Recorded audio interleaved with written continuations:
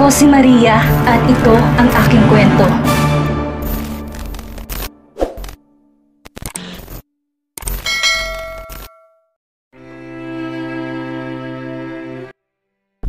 Dahil malapit na si Carla sa apartment niya, kinuha niya ang motor na nakatago sa likuran ng apartment. Napakadalang niyang magamit yon dahil umiiwas siyang balikan na nakaraan, ngunit ngayon gagamitin niya iyon para iligtas si Ira. Pinatong niya ang cellphone sa phone stand na nakakabit sa motor at sinundan niya ang tinuturo na lugar kung saan si Ira. Patuloy na gumagalaw ang location ni Ira kaya kailangan niyang dalian.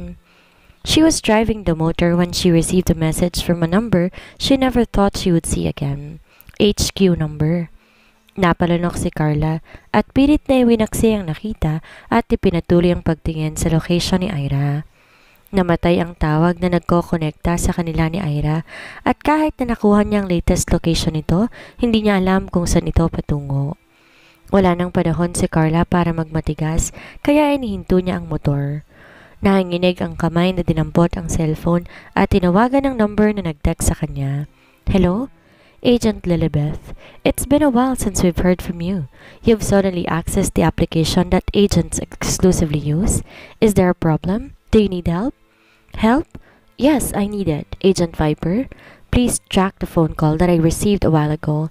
Importanteng taong pwedeng mapahamak kung di ako kikilos ngayon. I will receive the punishment for this, but first, help me. Give me a minute. I will hack the CCTV around the vicinity of that location. Please be faster, Caleb. I will owe you one. Ilang segundo lang nagsalita si Caleb sa kabilang linya. I won't promise that this is the one you're looking for, but this vehicle is accelerating suspiciously and is heading to a remote place, and the location of the phone I'm tracking was there before it was cut off. I will give you the coordinates, Lilibeth.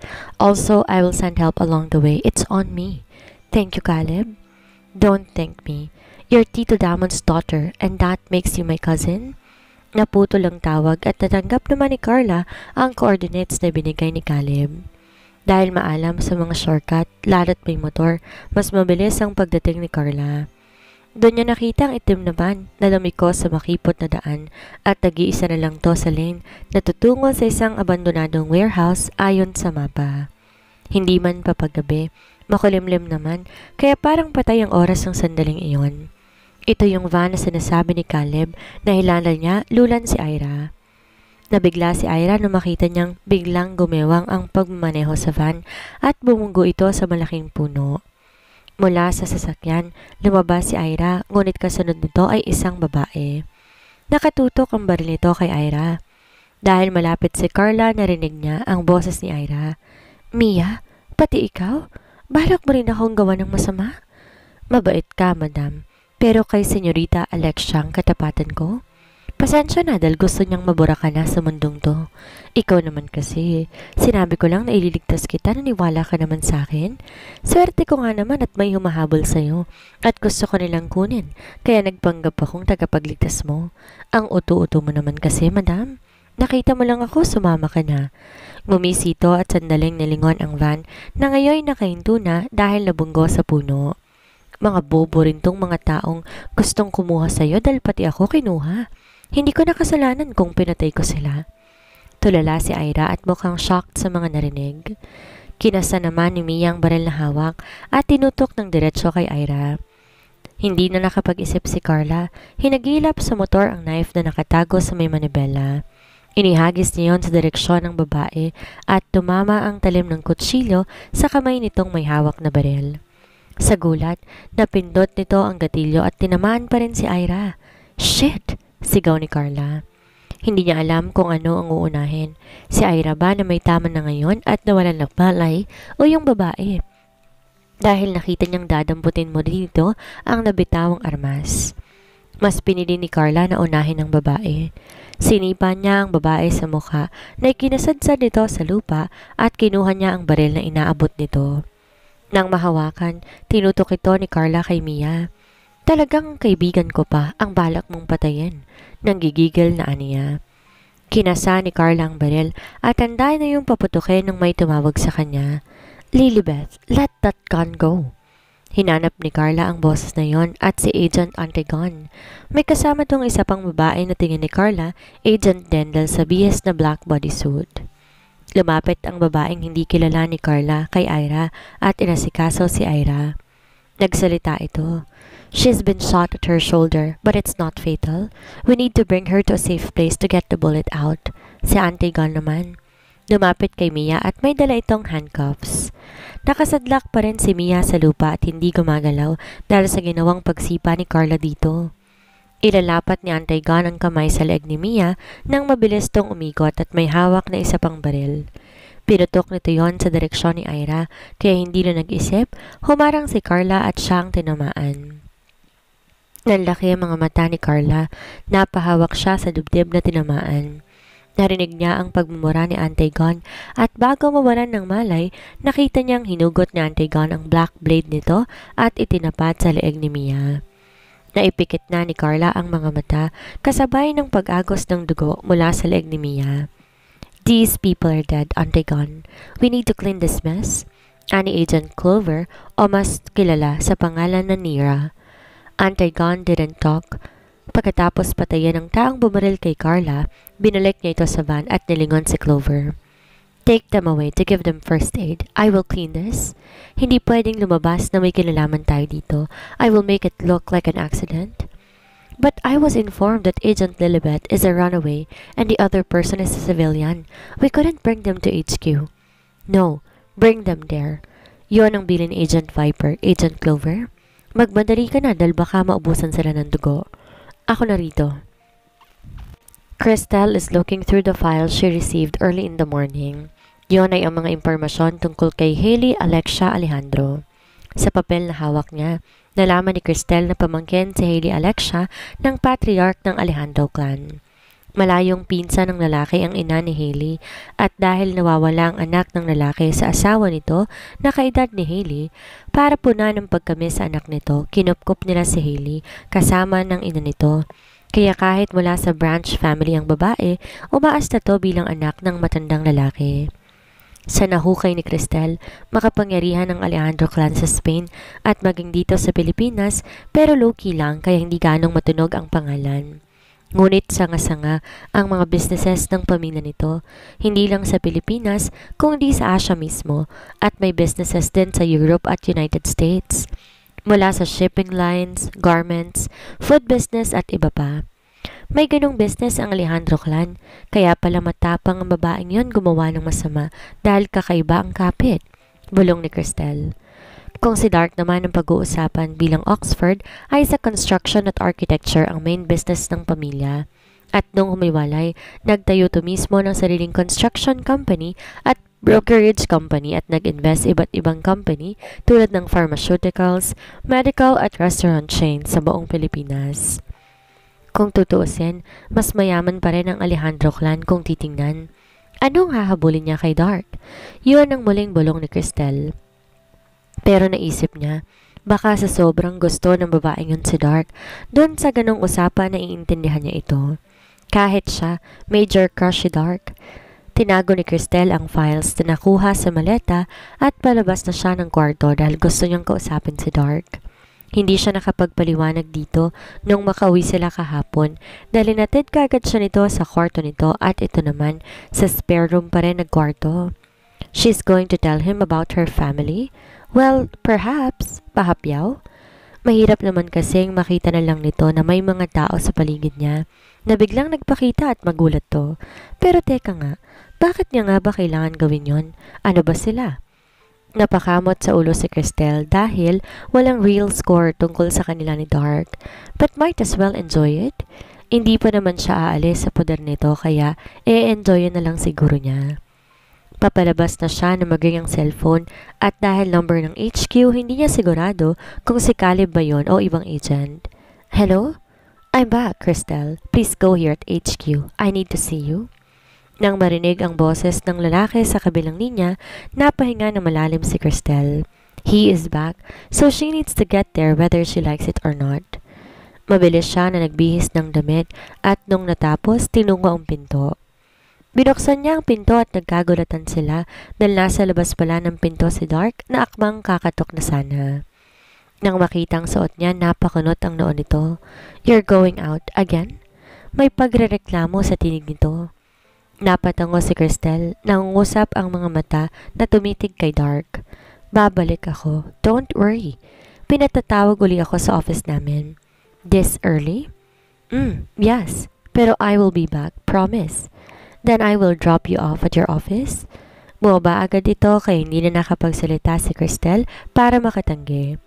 Sumunod si Cristel at bago sila umalis, pinagbaon pa siya ni Dark ng sterilized milk na nasa pakete at maging dumplings na hindi niya alam kung gawa ba ni Dark o binili. "Eat that while it's hot," ani Dark, at ininto ang sasakyan sa harap ng office. Tumango muli si Cristel at bumaba sa sasakyan nito. Kumaway siya bilang paalam at nung makalayo si Dark, kinuha niyang cellphone sa bulsa para magpasundo kay Siren dahil hindi naman dito ang HQ. 10 minuto lang, nasa harapan na niya ang kaibigan. Sakay na. Nagmaneho to patungo sa HQ at nang makarating doon, sa top floor siya nagtungo. Pagbukas ng metal door, dumapo agad ang mata niya kay Zoren na nakaupo sa harap ni Caleb, na busy naman magtipa sa laptop nito. Si Arcos nasa may paanan ni Zoren at naglalaro ng building blocks.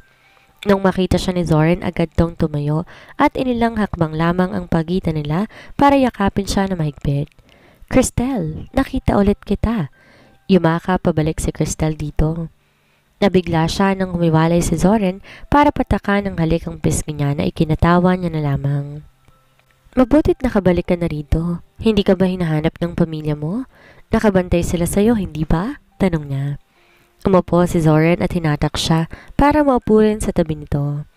Napansin naman siya ni Arcos kaya iniwan ito ang ginagawa para umakyat sa sofa at umupo sa mga hita ni Cristel. "Mama?"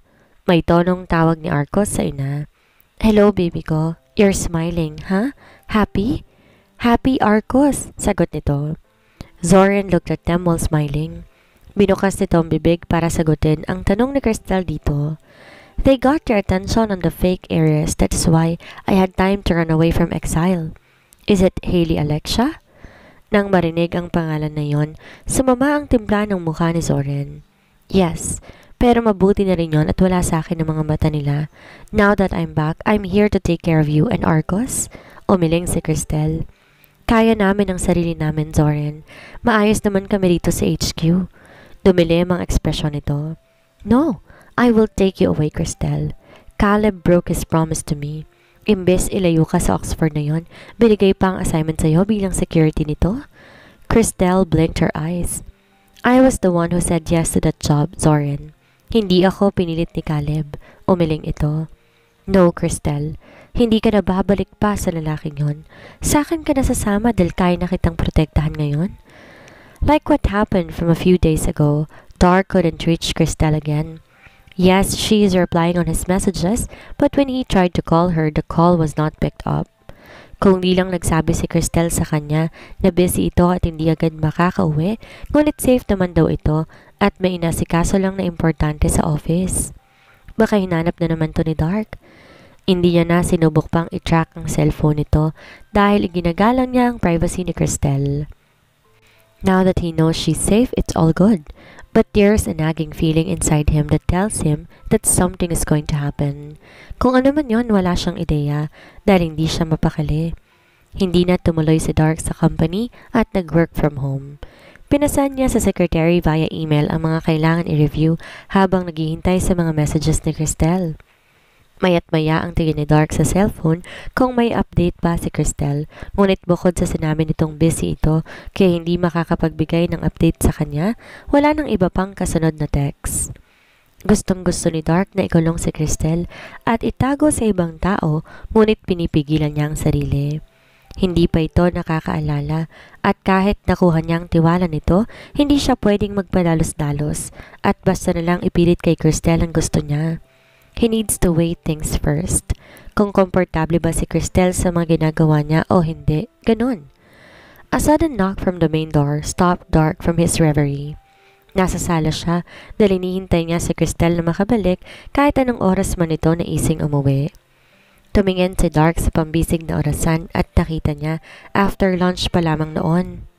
Mula kahapon pang wala si Cristel, hindi kaya ito ang asawa at bumalik na? Napaisip si Dark kung si Cristel ba yon, ngunit kung si Cristel man, bakit hindi ito pumasok? Tinungo niya ang pinto at binuksan. Lumingali nga siya, ngunit wala siyang nakitang tao, kaya isasara niya sanang muli ang pinto nang may maliit at matinis na boses siyang narinig. Dark blinked his eyes and looked down. What he saw made his brain stop for a moment.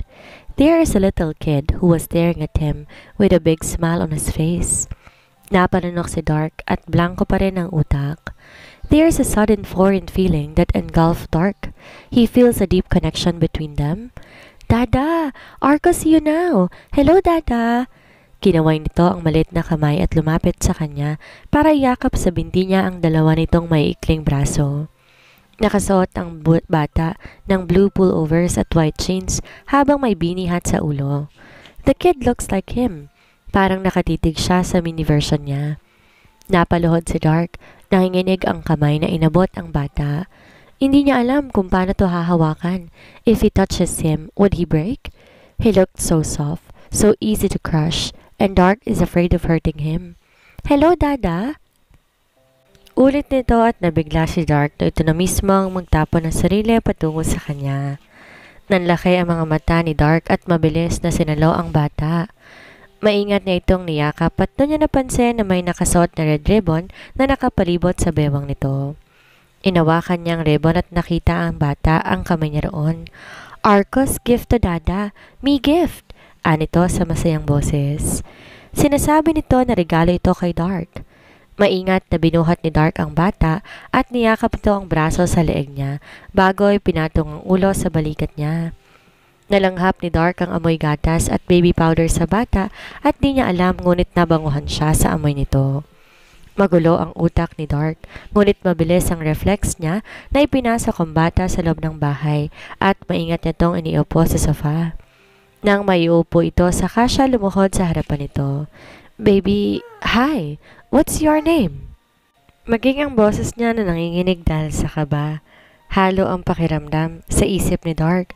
Pumapasok na roon anak nila ni Ira ang kaharap, but he needs to confirm it. Dada? Arcos! Name is Arcos.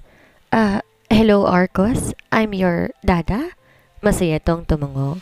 Yeah, Dada you. Photos phone, many. Paputol-putol ang salita nito, ngunit siguro may koneksyon sila kaya't naiintindihan niya ang sinasabi nito.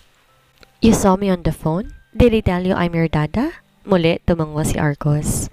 Where's your mama? Kumunot ang noo ni Arcos at nilibot ng tingin ang buong lugar. Nalungkot ang ekspresyon nito. Nang di makita ang hinahanap. Mama gone? Don't see Mama. Where's Mama, Dada? Instead of questioning the kid in front of him, Dark put those questions aside.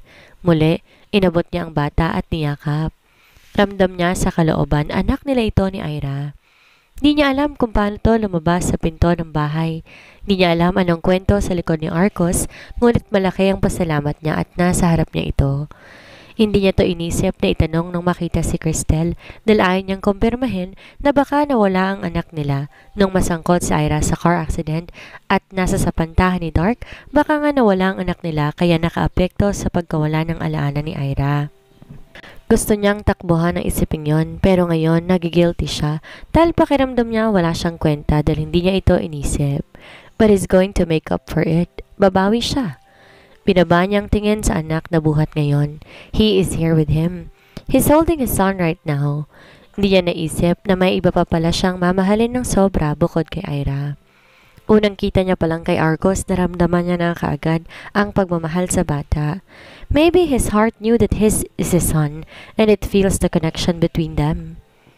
Dahil sa halo-halong emosyon, di na napigilan na may kumawalang luha sa mata ni Dark. Nakailang lunok siya at pinipigil na humagulhol dahil sa sobrang emosyong nadarama. Maybe Arcos felt his father's emotion that he moved his head and looked at Dark. Nung makita nitong umiiyak si Dark, napanguso ito at parang paiyak na rin. Tinaas ni Arcos ang kamay at inaabot ang pisngi ni Dark para punasan yon. Don't cry, Dada, Arcos said. Ngumiti si Dark kay Arcos kahit na patuloy rin ang pag-iyak niya. Pinatakan niya na maring halik sa noo ito at niyakap na mahigpit. He realized it fully at that moment. He had a son, his baby. What happened yesterday? Akala ni Cristel, nagbibiro lamang si Zoren sa sinabi nitong ilalayo siya. O kaya naman, kahit sabihin nito yon, hindi niya naman alam na agara naman ang gusto nitong mangyari. Noong gusto niya nang umalis, pinigil siya ni Zoren at tinawakan pa niya na mahigpit ito sa braso. Humingi siya ng tulong kay Caleb, ngunit ang ginawa ng pinsan ay binuhat nito si Arcos papaalis doon at hinayaan sila ni Zoren sa loob ng opisinang yon. Zoren, let me go. Alam mong hindi ako po pwedeng malayo sa subject ko. Magkasalubong ang kilay ni Zoren. Hindi nagustuhan ang sinabi ni Cristel. Hindi pwedeng lumayo o ayaw mong lumayo. Cristel, I already talked to you, right? I told you to stay away from him. That moron is not good for you. Bakit pa ayaw mo sa kanya? Hindi ko maintindihan yung galit mo sa kanya.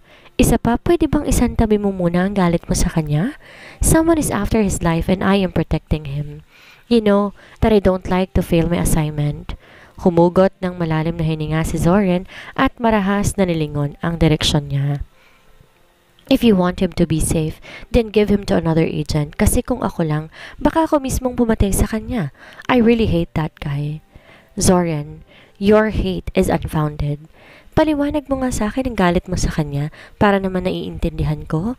She reached out to him and Zoren let her hold him.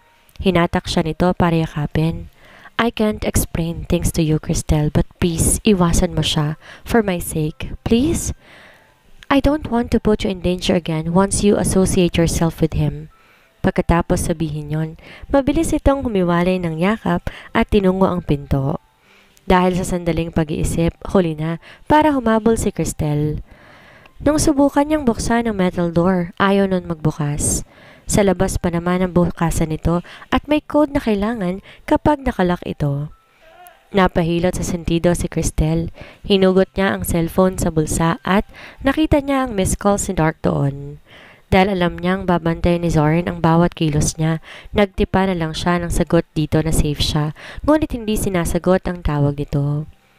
Nang makumpirma ni Dark na ayos siya, tumigil din ang pagtawag nito sa kanya. Muli, napalibot si Cristel sa office ni Caleb at dahil malaki iyon, kampante siguro si Zoren na ikulong siya rito. May spare room at may mini kitchen, maging mini fridge doon kaya hindi siya magugutom. Hindi kaya pinaghandaan ni Zoren na ikulong siya rito at nauto ng lalaki si Caleb na pumayag sa gusto nito? Nakakainis! Ang tanging ginawa ni Cristel ikinain niyang inis. Kinabukasan, nakalabas man ang opisina ni Caleb dahil gagamitin ito ni Caleb, pinagbawal pa rin si Cristel na umalis ni Zoren. Dahil may katungkulan si Zoren at mas mataas ng kaunti ang rank sa kanya, mas sinunod ito kaysa sa kanya. Wala pa naman ang kakampi niya na si Tito Cyrus at Tita Chloe. Inis na si Cristel dahil hindi siya makalabas. Naisip niya si Arcos dahil kakaiba na hindi siya hinahanap ng anak. Nasaan kaya ito? Bumalik siya sa opisina ni Caleb at walang pasabing pumasok. Dahil bukas naman yon. Where's Arcos, Caleb? Nagtaas ng tingin si Caleb at kumarap ang mga mata nito. You didn't know? Bigla kinabahan si Cristel sa sagot nito kahit hindi pa man niya naririnig ang sasabihin nito. Ano ang dapat kong malaman? Well, he's on the way to your subject. On the way to my subject? Nag-isip si Cristel nung ma-realize ang sinabi nito. Napasinghap siya. Tell me you didn't do that, Caleb. Tell me na joke lang yan. Caleb put on a playful smile. No, papunta na talaga si Arcos sa bahay niya, Cristel. You wanted to leave here, right? Now I'm giving you a legitimate reason to leave HQ. Go and follow your child. Si Arcos dinala kay Dark? Si Arcos pinadala ni Caleb kay Dark. Cristel is internally panicking. Bakit naman ganito ang ginawa ni Caleb sa kanya? Why? Caleb, I want to wring your neck. Nakakainis ka. Humalakak lang ito. Hindi ko mapigilan si Zoren na pagbawalan ka, pero kaya kitang tulungan na makawala sa kanya. Let this be my help to make you leave here for a while, Cristel. Go and be with that guy. I'll cover for you. Di pa sila tapos mag-usap, pumasok sa loob ng opisina ni Zoren na sabog ang kilay at madilim ang ekspresyon. Where's Arcos? Where did you bring him, Caleb Daniel? Instead of answering him, Caleb leaned on his swivel chair and crossed his arms. He stared at Zoran and clicked his tongue. You know where I brought it? Kaya ka nagagalit, hindi ba? Tumingin si Caleb kay Cristel at tumango ito. I left at Zoran's command. Cristel, the security won't stop you. Leave. Nang marinig yon, mabilis na lumabas si Cristel. Di alintana ang pagtawag sa kanya ni Zoran at ang pagmumura nito kay Caleb.